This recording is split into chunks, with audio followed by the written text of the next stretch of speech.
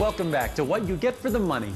Our next homeowner says the great thing about designing your own house is that once the functional basics are locked, you get the privilege of creating visual poetry with the art of architecture.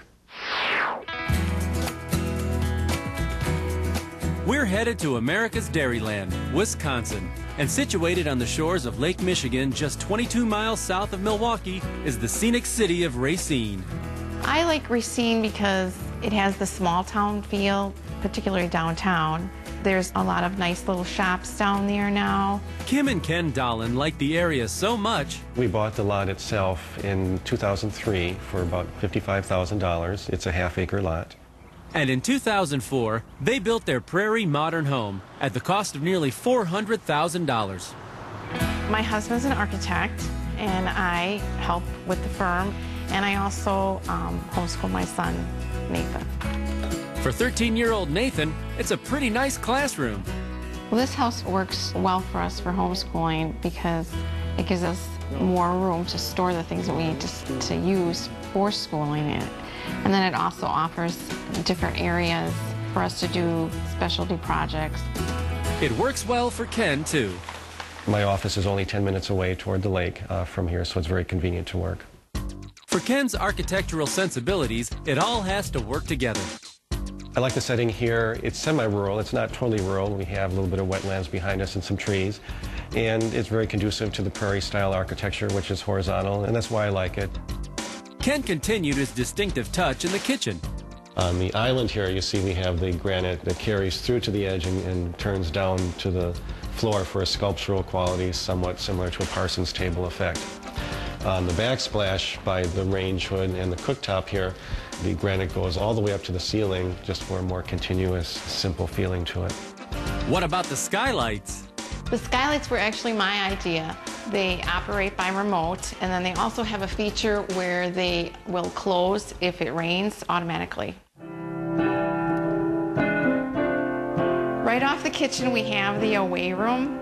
In the afternoon, it has the most sun, and my son practices piano in here. We can close the doors, and it's private. And I also enjoy reading in here and viewing the koi pond.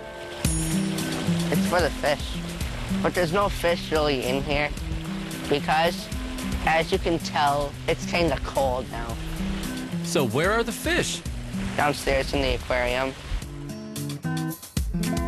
The 2,900 square foot basement also houses Ken's home office. The basement gives us a lot of room to expand. Of course, we haven't expanded all the way into that yet.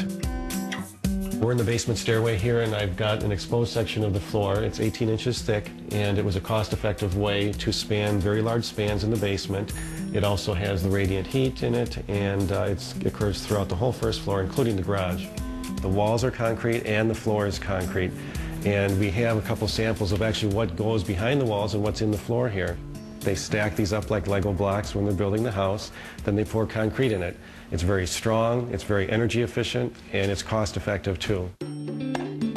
With our Wisconsin winters here, we decided to carry the heated concrete floors into the garage space. Right here we see the trench drain, so as the snow melts off the cars, it goes into this drain. They also used an acid stain on the concrete. That gives it the mottled effect, and because there's no carpeting, there's no dust mites or allergens, it's a very green building material. Kim and Ken's attention to detail is evident in each room. The bathroom's not large, but I wanted to create a flow of space so that it feels a little bit larger than it is. We have the shower over here, and the shower does flow into the tub area. The tub deck continues across as a bench, which is the bench in the shower. On the ceiling, we actually have the filler for the tub. That's fun. What else?